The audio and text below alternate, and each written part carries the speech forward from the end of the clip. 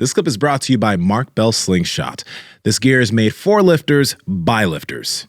Enjoy this clip. Now, new research is showing that constrained model only applies if calories are limited. Like the Hadza are barely hanging on. They have to kill baboons now instead of bison because they've been run out of their territory. So if there's a caloric abundance model, we can work out more, eat more, and be more active. So it's like this eat more, move more premise to where you're going to have more muscle mass. Rob Wolf said it straight up, one-liner to me. He said, if you want to live longer, lift more weights and eat more protein. Okay, that's different than do a 16-8 and cycle in carbs on the weekend. It's like, boom. You want to be as active as possible, especially if you have anything less than optimal functional muscle mass, which most people wish they had less fat and more muscle mass. So we want to go toward that goal, and that's going to be enabled by nutritious, healthy food. Makes sense. It does. I think that's kind of Saladino's thing. It's like I'm really strongly believe that he's hit upon this most nutritious diet, the animal-based diet. It's hard to argue. If you have liver in a micronutrient analysis, it's going to kick ass on the kale smoothie. It just is, no matter what anybody can argue. It's like we're choosing the most nutritious foods on earth, the eggs, the liver, the steak, whatever. Then you're adding in sufficient carbohydrates to help perform and recover and restock glycogen and help your hormones and your thyroid and all these things. It's very easy and nutritious to digest. You don't have those problems with plant toxins or interfering with your internal energy manufacturing. So you're getting a maximum amount of nutritious calories. Seems like a win.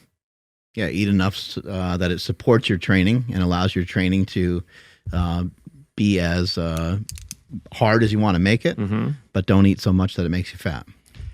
Dr. Tommy Wood, the most sensible guy out there. I hold him in the highest regard. Very smart guy, leader in the ancestral health scene. He says he tells his active clients, eat as much nutritious food as you can until you gain a pound of fat, and then you dial it back a little, and that's where you're at optimal. Yeah. And so that doesn't give you a pass to have donuts and Chuck E. Cheese because you're going to gain a pound of fat easily because you're going to screw yourself up. But if you're going for the meat and the fruit and the omelets and all that, it's like sky's the limit. You're going to feel full anyway. I'm kind of, even on a big bowl of fruit, there's so much water content. Like you feel fantastic. You're not like angling around for a Pop-Tart, Some of the studies that they've done where people have eaten like enormous amounts of fruit, the only thing that they've seen is just that people have bigger poop rather than like them gaining a bunch of weight. So fruit is really interesting.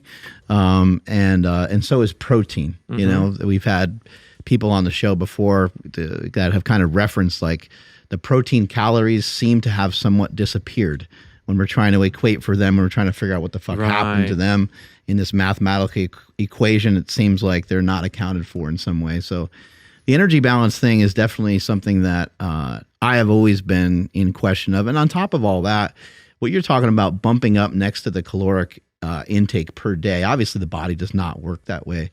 It doesn't work on a daily basis like that. When you eat something like liver, you may have some of the stuff that's in liver, some of the vitamins and some of the other shit that we're not even aware of.